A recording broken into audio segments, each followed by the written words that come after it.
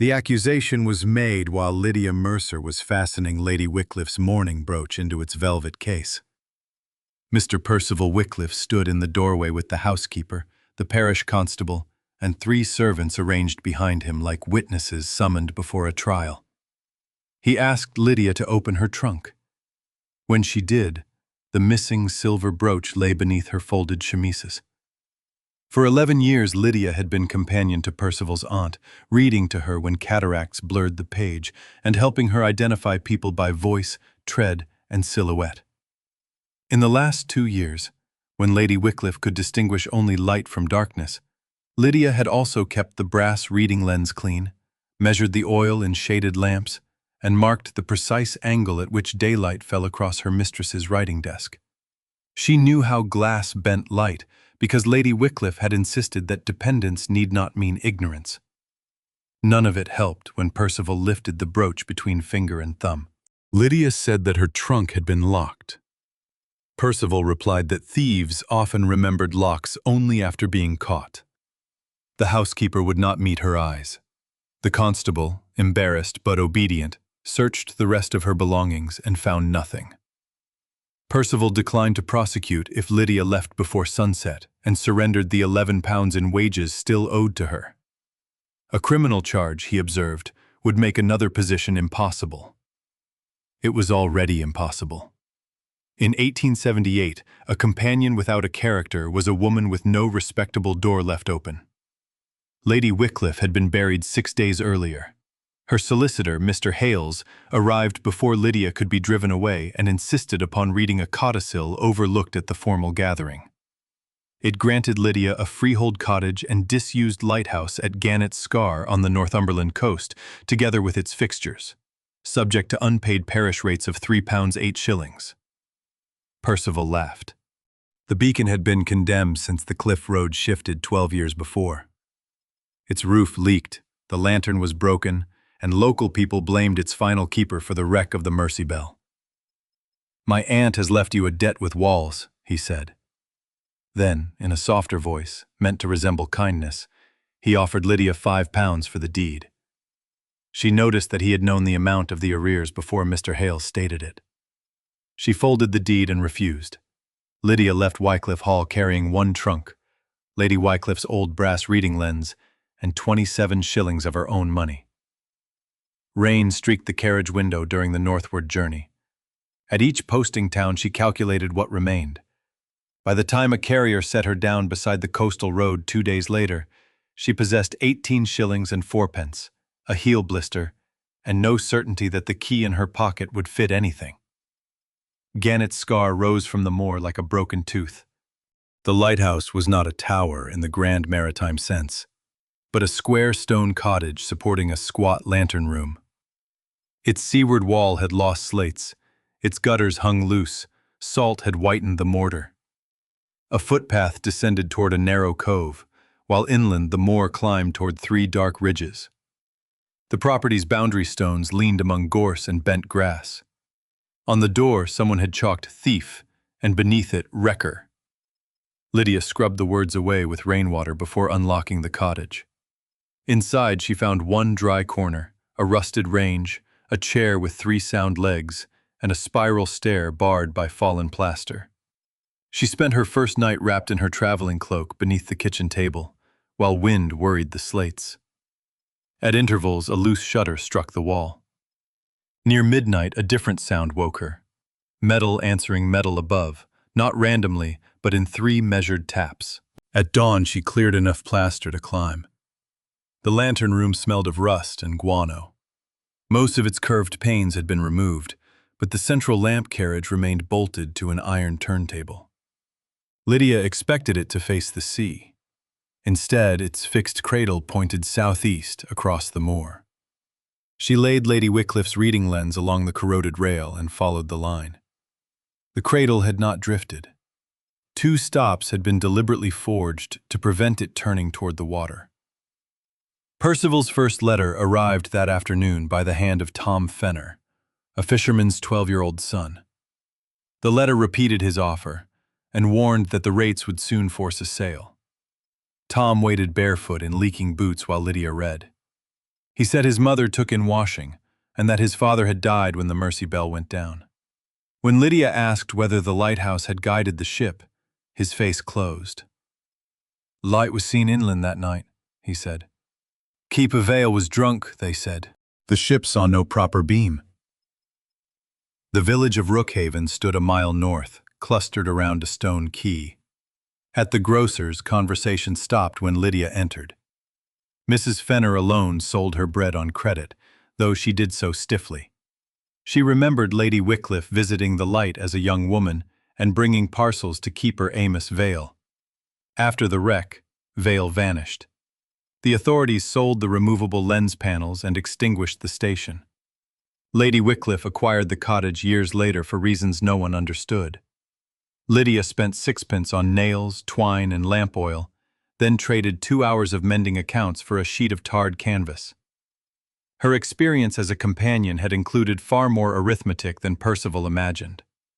By the third day, the dry corner no longer admitted rain. She cleaned the range flue, reset the loose shutter, and inventoried every fixture listed in the deed. The lamp carriage, turntable, remaining optical glass, bell bracket, and keeper's cabinet were expressly included. The cabinet had been forced long before. Its logbook contained weather and oil entries until November 1866, but 6 final leaves had been cut close to the binding. Lydia examined the stubs through the reading lens. Pressure marks crossed them at a slant, repeated groups of short and long strokes beside columns of numbers. They resembled neither ordinary lighthouse records nor a drunkard's scrawl. That evening, while testing the lamp carriage with a cup flame, Lydia placed the surviving wedge of prismatic glass in its groove. A pale bar appeared on the opposite wall. She shifted the flame 1 inch and the bar sharpened, passing through a narrow notch in the shutter. The light did not broaden like a warning beacon. It became a measured line.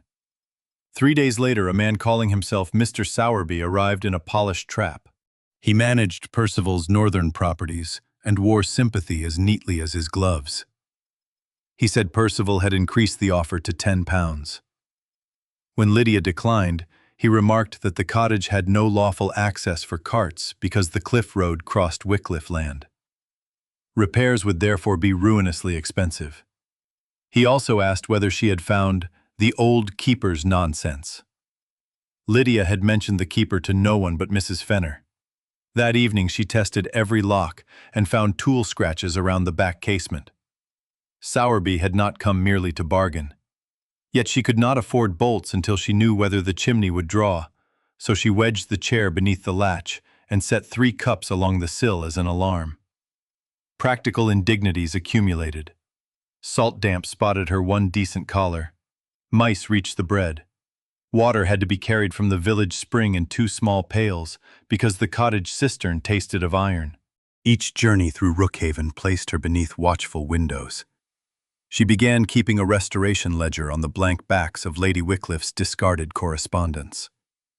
The first page divided needs into survival, safety, and ambition. Survival required a dry sleeping room, sound chimney, water, and food. Safety required the stair, shutters, and lantern floor. Ambition contained everything else. She estimated £9 for roof work even with salvage slate, £2 for timber, and more for glazing than she could yet calculate. Against those sums she wrote 18 shillings 4pence and laughed once, without humor. The cottage revealed its history through labor. Beneath soot on the range hood she found initials A.V. punched neatly beside a date in 1853. A row of hooks in the passage bore traces of blue paint identical to the blue parcels on the deed's attached sketch. The worn floorboards curved toward the inland door, evidence that equipment had been carried toward the moor more often than toward the cliff. None of those details proved wrongdoing, but together they contradicted the village story of a keeper concerned only with ships. Tom returned despite his mother's warning and offered to haul water for a penny a day. Lydia did not have a penny a day. She proposed instead that he carry 1 pail in exchange for reading lessons and a bowl of broth whenever she had one. He claimed he could read already, then stumbled over the word lighthouse. Lydia did not embarrass him. She showed him how the word broke into familiar sounds and how columns of figures could tell a story as surely as sentences. From Tom, she learned the coast's unwritten geography. Blacktooth Reef appeared only below half tide. Hart Fell could be seen from the lantern room except in easterly fog. A hollow near Fever Row filled after heavy rain, although no stream ran there. Sheep avoided one strip of grass across the moor because the ground sank beneath their hooves. That strip followed the old lane and suggested a buried channel. Mrs. Fenner visited on the 6th day with blankets that smelled of soap and peat smoke. She examined Lydia's reddened hands, the patched roof, and the nearly empty food shelf. Her reserve softened by a degree. She said the brooch story had already reached Rookhaven in a letter from a Wycliffe tenant, too quickly to be ordinary gossip. Lydia understood that Percival was preparing the village to distrust anything she might claim. "Then I shall claim only what I can show," Lydia said. Mrs. Fenner looked toward the inland-facing cradle. "That may still be more than they wish seen." After he left, she marked the deed's boundary description against the stones outside. The legal access was not the cliff road. It was an older 12-foot way running southeast across the moor, exactly beneath the line of the lamp. Gorse had swallowed it, and a Wycliffe tenant had erected a sheep wall across it. If the right-of-way remained valid, Percival's threat was false. Lydia could not prove it from the deed alone.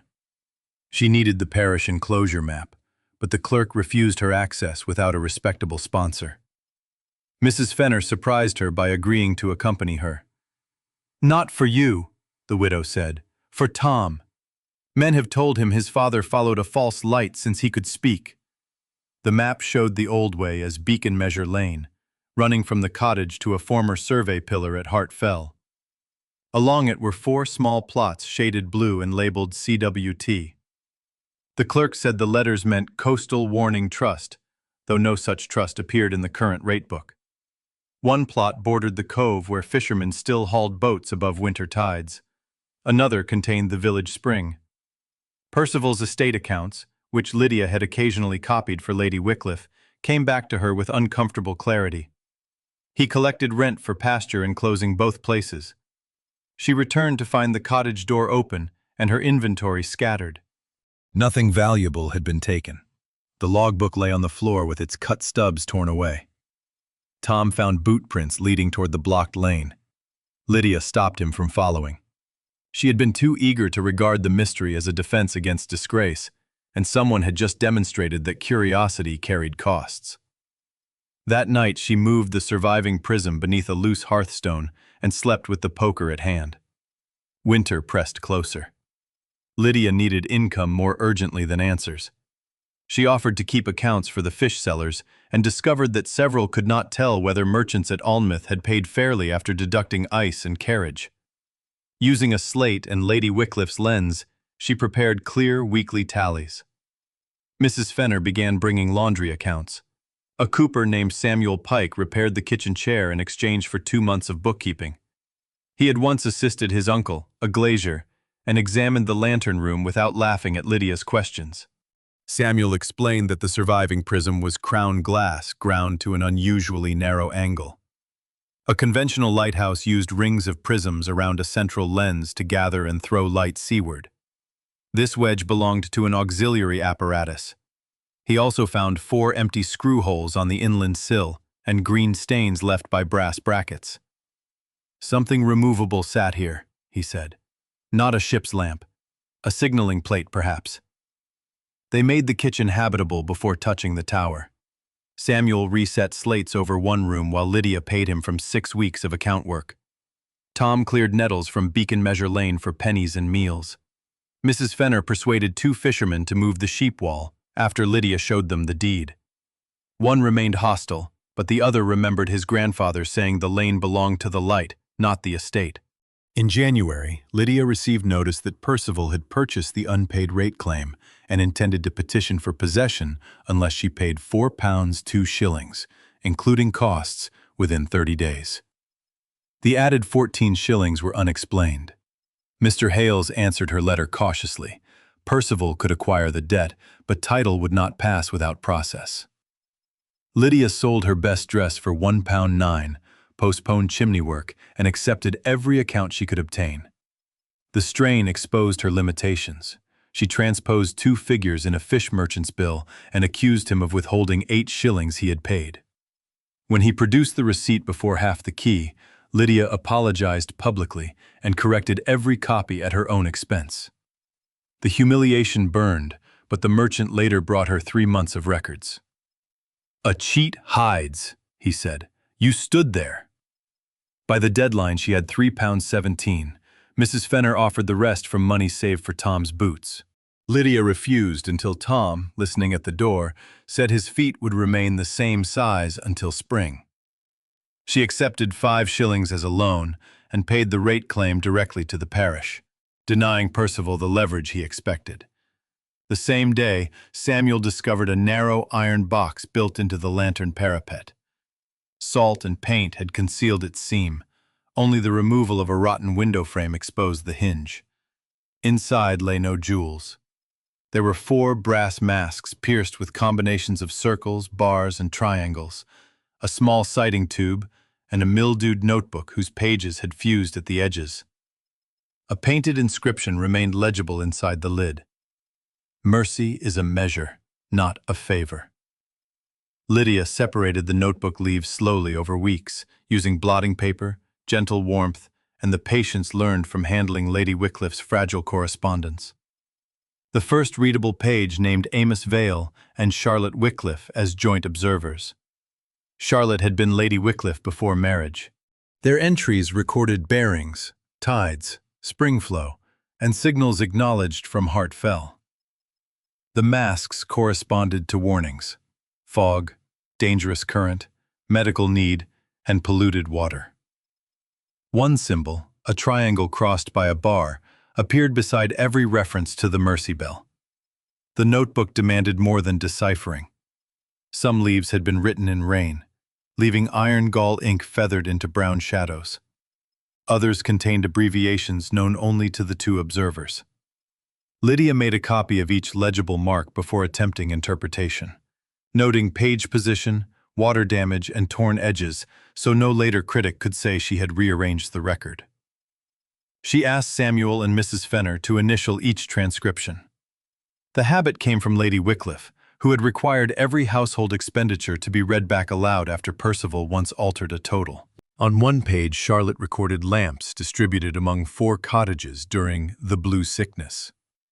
On another, Amos listed children by initials and the distance of their homes from the spring. The numbers increased as the distance shortened. Lydia plotted them on wrapping paper and saw the rough shape of contagion clustering around the water. She was not a physician and would not pretend the pattern proved a cause. But Charlotte had been collecting evidence methodically, years before respectable men admitted what contaminated water could do. Dr. Edwin Ross from the next market town agreed to inspect the copies after Lydia prepared his surgery accounts in exchange. He warned that the 1854 outbreak predated broad acceptance of waterborne cholera and that old stains could not speak cleanly after 2 decades. Still, he recognized the names of 2 sample reagents and confirmed that Charlotte's observations resembled serious sanitary inquiry, not superstition. He signed a statement limited to that conclusion. The limitation reassured Lydia more than certainty would have. Every useful ally so far had begun by saying what he or she could not prove. She and Tom walked the projected bearings on the first clear Sunday. At Hart Fell, they found a squared socket cut into a boulder, filled with peat and rabbit droppings. Through the sighting tube, the socket aligned precisely with the lantern's inland shutter. Farther downslope, a boundary stone bore a faint circle under lichen. Tom wanted to scrape it clean with his knife. Lydia stopped him and used warm water and a soft brush, preserving the weathered surface. Beneath the circle were the letters CWT. Near Fever Row, the buried channel became visible where rabbits had opened the turf. It was formed from glazed ceramic sections, several still intact, running downhill from Hart Fell before ending abruptly at a collapsed ditch on Wycliffe land. Building such a conduit would have required money, survey work, and permission. Someone had begun Charlotte's plan and then buried the evidence of it. An elderly mason named Gideon Marr remembered laying water tiles as an apprentice. He would say no more until Lydia showed him that Percival could not close Beacon Measure Lane. Then he admitted that Charlotte paid the crew herself. Work stopped after the Mercy Bell wreck when her father threatened to blacklist any laborer who returned. Gideon had kept one broken tile because its unusual stamp, a circle crossed by a wave, was the finest ceramic mark he had seen. He gave it to Lydia only after she promised it would be catalogued in his name. The tile linked notebook, landscape, and a living witness. It also taught Lydia that recovery could become another form of taking if she stripped villagers of the names attached to their knowledge. From then on, every contribution entered her ledger beside its source. Lydia assumed at first that Amos and Charlotte had designed a private rescue code. Then Samuel aligned a mask with the prism and lamp. Its projected figure landed not on Hart Fell, but on a low ridge half a mile east, where 3 abandoned cottages stood above the cove. Tom knew them as Fever Row. Families had died there during a cholera outbreak in 1854, and Percival's father had later absorbed the land into the estate. Among the notebook's surviving phrases Lydia found, "Spring diverted," "Lower tenants uninformed," "Samples to Newcastle," and "Trust parcels witnessed." The full meaning remained beyond reach, but the lighthouse had been used to send inland warnings about water. Percival came in person in February. He found Lydia repairing the lantern shutter while Samuel worked below. His civility vanished when he saw the brass masks. He said they belonged to the Wycliffe estate as family instruments. Lydia read aloud the fixture clause from her deed. Percival replied that the codicil would be challenged because his aunt had lacked mental capacity. Lydia remembered Lady Wycliffe identifying the angle of sunlight to the quarter hour even after she lost her sight. Blindness, Percival had often implied, was confusion. Lydia asked why, if he believed the cottage worthless, he had traveled 60 miles in winter to inspect its fixtures. He offered £50. When she refused, he promised an injunction, costs, and public testimony about the brooch. Before leaving, he paused beside the inscription in the iron box. His face did not show recognition, only fear that Lydia might recognize what he could not. That fear made him dangerous. The injunction arrived before the thaw.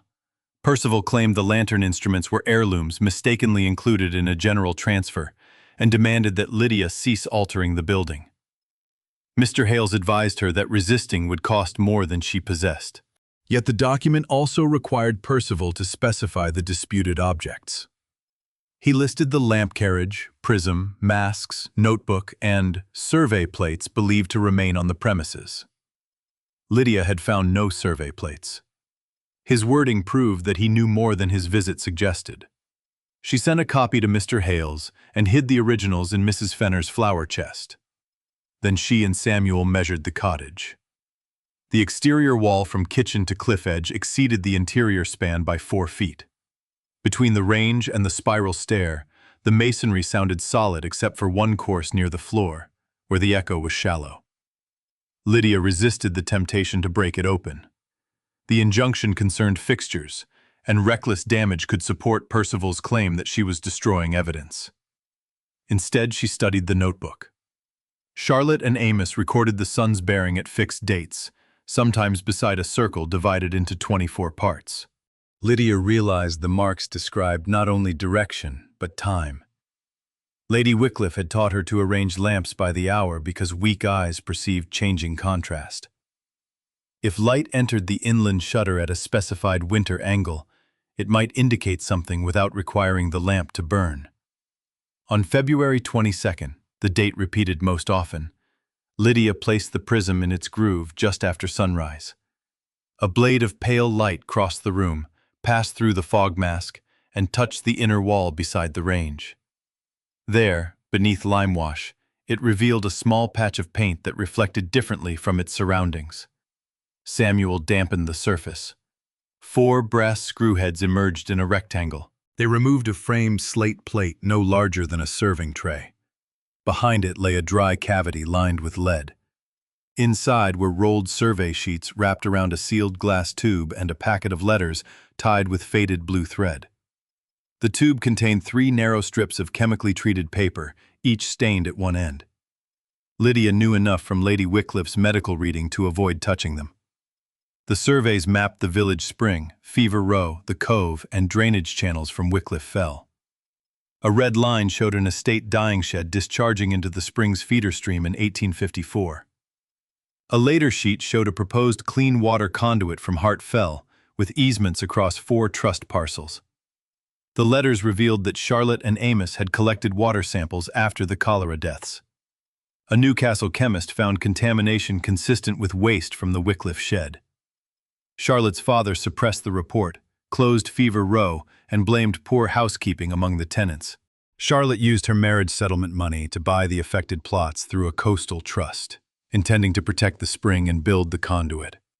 Before registration was complete, Amos disappeared, and the Mercy Bell wreck turned the village against the light. The final letter was from Amos to Charlotte. He feared that estate men planned to remove the sea lens and extinguish the beacon on the night the Mercy Bell carried trust deeds from a solicitor at Berwick. He had therefore set the inland apparatus to signal Hart Fell, where a mounted observer could summon help. If the sea lamp failed, he wrote, it would not be by his hand. There was no deed in the cavity. The survey plates established purpose, not ownership. Nor did they clear Lydia of theft. Still, the pattern sharpened. Percival's family had profited from land meant to secure clean water, and the wreck had buried the legal transfer. Samuel wanted to take the papers immediately to the magistrate. Lydia refused. The stains on the chemical strips needed competent interpretation. The letters needed handwriting comparison, and the trust needed a legal existence.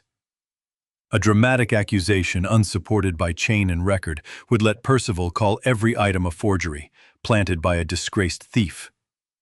Their caution did not prevent disaster. 2 nights later, smoke woke Lydia in the kitchen. Fire crawled up the stair from oil-soaked rags piled beneath the lantern carriage. She dragged the water tub to the steps, but heat drove her back.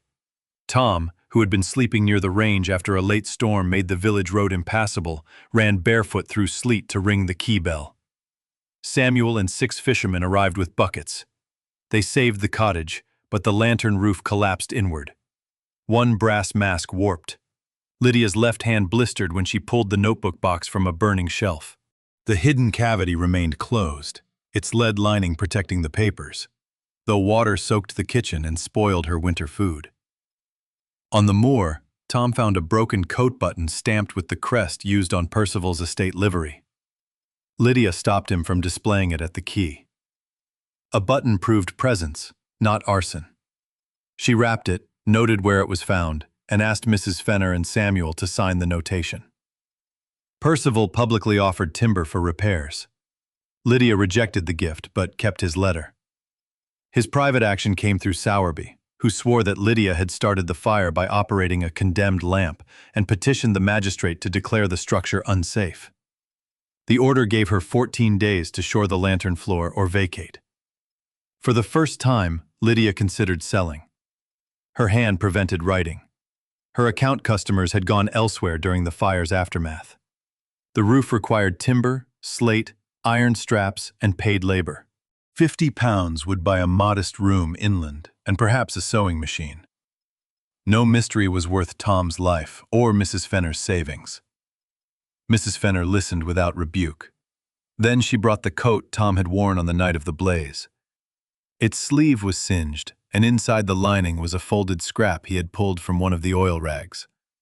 The paper bore columns copied in Lydia's own hand years earlier. Wycliffe estate rents, including entries for Spring Meadow and Cove allotment. Sowerby had used waste from the estate office to start the fire. "My husband died because men called questions disloyal," Mrs. Fenner said. "Do not stay for pride, but do not go because they taught us fear." Lydia chose to remain, though remaining meant accepting help. Samuel organized a repair subscription as advances against future bookkeeping and use of the restored storehouse. Fishermen supplied salvaged ship timber. The grocer who had once fallen silent lent a cart. Even the skeptical fish merchant contributed iron straps, saying he trusted corrected figures more than polished assurances. They shored the lantern floor in 12 days. Nothing was restored elegantly. It was made safe. Mr. Hales traced the Coastal Warning Trust through notices in an 1854 newspaper archive. 3 trustees had been named: Charlotte Wycliffe, Amos Vale, and a solicitor called Ezra Bell. Bell had sailed on the Mercy Bell with the execution copies of the deeds. His office copy should have remained in Berwick, but his practice was dissolved after his death. The papers passed to a successor whose cellar flooded in 1868. If a registration memorial existed, it might be in county records under Bell's name rather than the trust's. Lydia could not travel while the safety hearing approached. She sent Tom with Samuel to the parish clerk to compare the blue plots against tithe numbers. Tom noticed that the modern rate book skipped from parcel 116 to 121. The missing 4 numbers matched the trust lands. The clerk insisted they had been consolidated into the Wycliffe estate, but could produce no authority. At the hearing, Sowerby described Lydia as an unstable woman conducting optical experiments in a ruin. Lydia did not accuse him of arson. She produced Samuel's invoices, the fisherman's signed labor record, and an engineer's brief certificate that the shoring met the magistrate's order. Then she submitted the estate paper fragment from the fire and the witnessed coat button as reasons for a constable to investigate. Sowerby claimed the paper was common rubbish. Under questioning, he identified it as a discarded rent abstract from an office cabinet inaccessible to Lydia since her dismissal. His eagerness supplied the connection she had lacked. The magistrate declined to evict Lydia and ordered the constable to examine the estate trap and Sowerby's clothing. Percival's public mask of charity cracked when he denounced the decision from the rear of the room. 2 days later, Sowerby disappeared. His trap was found near the railway station, missing 1 crest-stamped button. Percival said his steward had acted alone. No one believed him entirely, but belief was not judgment. The full legacy emerged not from a single hidden treasure, but from records fitted together with light, land, and memory. Mr. Hales found Ezra Bell's successor papers in the attic of a retired solicitor, spared from the cellar flood because a clerk had taken 1 dispatch box home. The box contained a copy of the trust declaration and a receipt for 4 sealed conveyances sent aboard the Mercy Bell. It also contained Bell's preliminary memorial, signed by Charlotte and Amos, defining the parcels by bearing lines projected from the lighthouse. The strange inland lamp was a surveying instrument. Its masks cast shapes onto numbered marker boards at Hart Fell and the lower ridge, so observers could verify boundaries in fog or darkness. The trust was designed to hold the spring, conduit route, cove landing, and lighthouse for the benefit of households below a stated rent. The material value lay in the water and access rights. The intellectual legacy lay in Charlotte and Amos's combined signaling and survey method. The legal foundation lay in Bell's papers, the cottage instruments, and the surviving boundary stones. The emotional truth was harder. Amos Vale had not vanished before the wreck.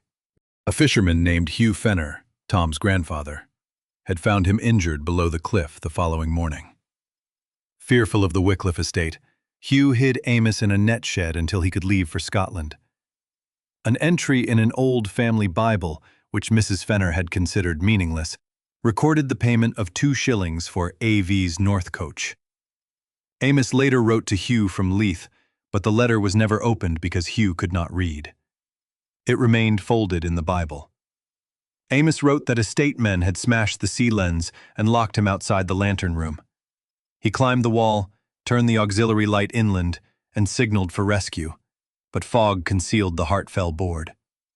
He tried to reach the shore and was struck from behind. The Mercy Bell foundered on Blacktooth Reef, carrying Ezra Bell and 2 sailors. Amos fled because he believed the Wycliffes would charge him with their deaths.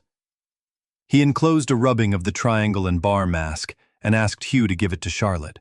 Hugh never did. Shame had sealed the letter as effectively as wax. The treated paper strips were tested by a university chemist in Newcastle, not as miraculous evidence of a specific poison after 24 years, but as surviving samples whose staining matched mineral and dye residues in deposits still present beneath the old estate shed. A sanitary engineer inspected the watershed and confirmed that seasonal runoff continued to threaten the spring. He recommended the Hartfell conduit shown on Charlotte's plan, with modern improvements. Percival sought an emergency injunction to prevent anyone entering what he called estate waterworks. His affidavit declared that the blue parcels had belonged continuously to his family since 1841. Lydia compared the date with the rent abstracts. The estate did not begin collecting income from the Cove and Spring Meadow until 1867, the year after the wreck. His certainty, intended to strengthen his claim, made the unexplained change impossible to ignore. Mr. Hales petitioned the Chancery Court for recognition of the trust and an accounting of rents. He was careful not to promise speed. Proceedings could consume months, perhaps years. Lydia had to keep the lighthouse standing and herself fed while law moved at its measured pace. She converted the dry storehouse into a cooperative counting room. Fish sellers paid a penny per settled invoice. Mrs. Fenner supervised laundry contracts for inns along the coaching road. Samuel repaired crates and windows. Lydia trained Tom to copy figures but insisted he attend the parish school 3 mornings a week. The cottage earned small sums, then regular ones. By summer they could replace half the lantern roof with slate purchased rather than begged. Lydia also reconstructed the signaling method. She did not relight a false sea beacon. With approval from the Coast Guard, she installed a shielded inland lamp and used the surviving masks to send practice signals to a temporary board on Hartfell. The triangle crossed by a bar meant water unsafe. A circle meant medical aid. The system was simple enough for distant recognition and precise enough to verify line and parcel. During the first public demonstration, the warped mask threw a blurred symbol. Villagers muttered that the old light remained cursed. Lydia stopped, adjusted the prism by the fraction marked in Charlotte's notebook, and tried again. A clear circle appeared on the board. It was not spectacle, but proof. The notebook, instrument, landscape, and memorial described one functioning system. Percival's defeat came through his need to control appearances. He arranged a public meeting at Rookhaven's assembly room, announcing that he would donate a new village pump if residents renounced the alleged trust. He expected gratitude to outweigh old papers. Lydia asked permission to answer, and he granted it, because refusing a disgraced companion before the county reporter would look cowardly. She brought no hidden fortune. On a long table she placed the deed to the lighthouse, Bell's trust copy, the parish map, the missing parcel sequence, Amos's letter, the charred rent abstract, and Charlotte's survey. Each item had a named source and witness. Mr. Hales explained their legal relationship. The sanitary engineer described the contaminated runoff. Samuel demonstrated the mask and prism with a hooded lamp. Tom read aloud the dates when Wycliffe rents began. Percival attacked Lydia's character. He repeated the brooch accusation and produced the housekeeper, Mrs. Cray, who had found it. Lydia asked one question. Who possessed the second key to her trunk? Mrs. Cray looked toward Percival and began to cry. She testified that Sowerby had ordered her to place the brooch and promised her son a tenancy. Percival had watched from the passage. After Lady Wycliffe died, he searched repeatedly for papers concerning the lighthouse, convinced his aunt had hidden evidence of an old claim. He did not know exactly what existed. He knew only that Lydia had helped his aunt handle optical instruments and letters, and feared the property had been left to the one person able to understand them. Percival denied everything until Mr. Hales produced Percival's first purchase offer, dated before the codicil was formally read.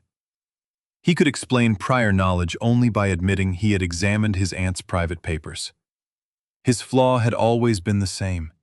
He believed servants, widows, fishermen, and blind women were incapable of preserving a fact he wished erased.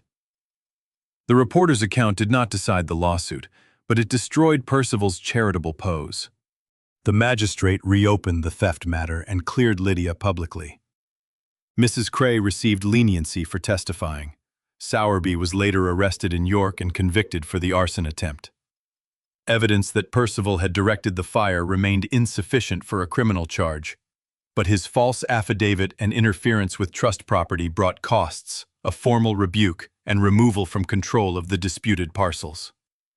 9 months after the meeting, The court recognized the Coastal Warning Trust on the combined documentary and physical evidence. Because the original trustees were dead, new trustees were appointed. Mr. Hales, the parish rector, Mrs. Fenner, and Lydia. Percival's estate was ordered to repay a negotiated portion of improperly collected rents rather than an impossible sum that would take years to litigate. The payment funded the first stage of the Hartfell conduit. The cove remained common landing ground. The spring received a protected drainage boundary, and Beacon Measure Lane was reopened permanently. Recognition did not make construction simple.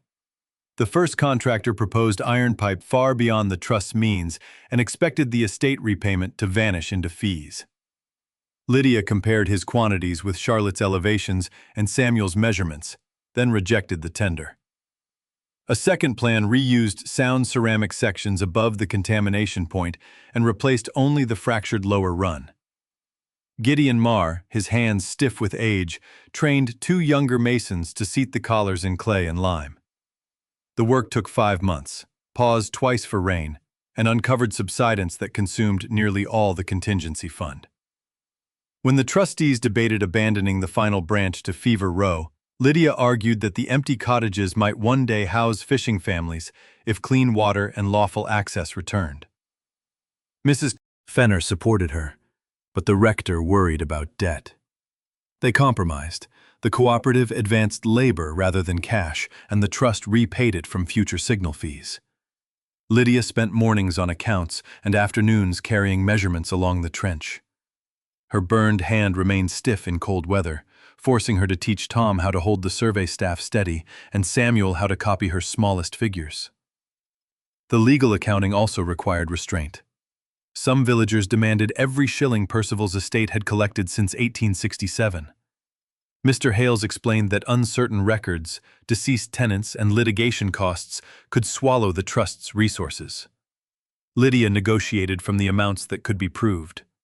The settlement was less satisfying than punishment imagined in the assembly room, but it delivered land, water, repayment, and enforceable boundaries without risking another decade in court. Justice, she learned, sometimes arrived not as triumph, but as a document precise enough to survive the next dishonest man. Percival sold part of his northern estate to meet the judgment and costs. He never apologized. Through a solicitor, he offered Lydia £200 for a statement minimizing his role in the brooch affair. She returned the offer unanswered and entered the postage in her private account.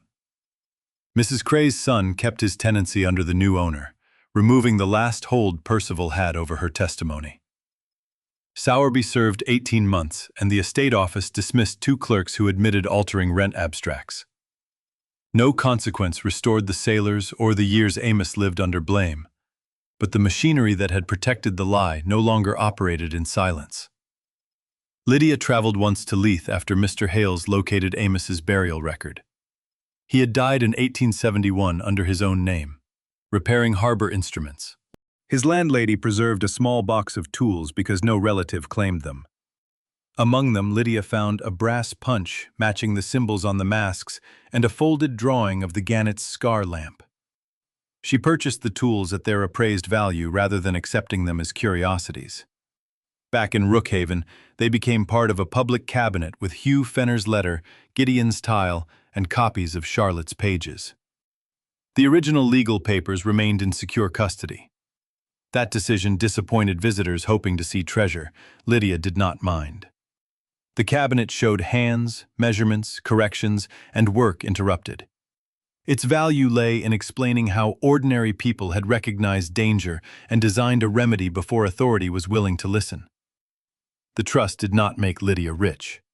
Her cottage remained cold in east winds, and the lantern roof took another year to finish. But the counting room became a durable village business. Transparent tallies helped the fishing families bargain collectively with carriers. Mrs. Fenner earned a wage managing contracts. Samuel opened a glazing bench in the former oil room. Tom, wearing boots bought with his own copying money, apprenticed to the sanitary engineer while continuing his lessons. Lydia used Charlotte's designs to create a coastal signal service for medical emergencies and polluted water warnings. Other villages requested copies of the masks, and fees supported maintenance of the conduit. Charlotte and Amos were credited together in every printed instruction. At Lydia's insistence, a memorial at the cove named Ezra Bell and the two sailors lost aboard the Mercy Bell, while a separate tablet corrected the accusation against Amos Vale. Lady Wycliffe's final role became clear when Mr. Hales opened a letter she had entrusted to him for delivery only if the trust survived challenge. She confessed that as Charlotte, she had lacked the courage to defy her father after the wreck. She married, lived comfortably, and allowed Amos's name to bear the disgrace. In old age, she recovered Bell's preliminary records and placed the lighthouse in Lydia's hands because Lydia measured light patiently, kept exact accounts, and never mistook blindness for stupidity. Charlotte asked no forgiveness she had not earned. She asked Lydia to finish the work and let the village judge the rest. Lydia read the letter alone in the lantern room. Vindication did not erase the day her trunk was opened before the servants, nor did restoration turn betrayal into gratitude. She remained angry with Charlotte for waiting so long. Yet she understood that a legacy could include failure honestly named, provided another person was given the means to repair its consequences. On the second anniversary of Lydia's arrival, clean water ran from the Hartfell conduit into a stone trough at Rookhill. Children crowded around it despite the winter cold. The inland lamp shone at dusk, its circle signaling that the water had passed inspection. Seaward, the lantern remained properly dark except for the authorized Coast Guard light miles north. No ship would mistake Lydia's beam. She stood beside Mrs. Fenner on the reopened lane as Tom acknowledged the signal from the ridge. Behind them, the lighthouse cottage held a sound roof, a warm counting room, and shelves of copied surveys available for public inspection. Not every villager had changed. One old fisherman still crossed the road rather than greet her. Lydia found that she no longer required unanimous affection to know where she belonged. Her own name changed more slowly than the lighthouse. For months, letters still arrived addressed to the alleged thief at Gannett Scar, some malicious, some merely careless. Lydia kept the first cleared notice from the magistrate near her account desk, then eventually moved it into the archive. Innocence was a fact she had proved, not a room in which she wished to live forever. Clients began referring to her as the lighthouse accountant, then as Miss Mercer of the Coastal Trust. The latter pleased her because it described work rather than injury. Mrs. Fenner repaid the 5-shilling rate loan by refusing Lydia's attempt to cancel it, placing each coin on the ledger until the balance stood at 0. Then Lydia gave Tom a proper apprenticeship coat, not as repayment, but as a gift recorded nowhere. Samuel's glazing bench acquired a second workman. He and Lydia shared supper often, without village speculation hurrying them into promises neither had made. The future could be built as carefully as a roof, sound supports first, ornament later. Samuel joined her with a newly ground prism, payment for which she entered carefully in the cooperative ledger. When he set it into the restored carriage, the light formed a clean circle across the moor. It touched each boundary marker in turn, not claiming the land for one family, but showing the line by which water, warning, and access would be kept for all. Years earlier, men had turned the lighthouse inland to hide a crime and blamed its keeper for the darkness at sea. Lydia turned it inland again for the purpose Charlotte and Amos had intended, to make neglected people visible to one another. The cottage had been called worthless because its value could not be carried away in a pocket. Now its measure was taken in clear water, fair accounts, open records, and a road no steward could close. As night settled, Lydia looked through Lady Wycliffe's brass lens. The distant circle sharpened. Tom raised his lantern from Hartfell, one steady answer across the cold, and Lydia lowered the lens only after she had seen the signal returned. Below, water moved through Charlotte's finished channel with a quiet sound almost lost beneath the wind. Lydia heard it nonetheless. Not absolution, not fortune, but useful work continuing after every witness had gone home.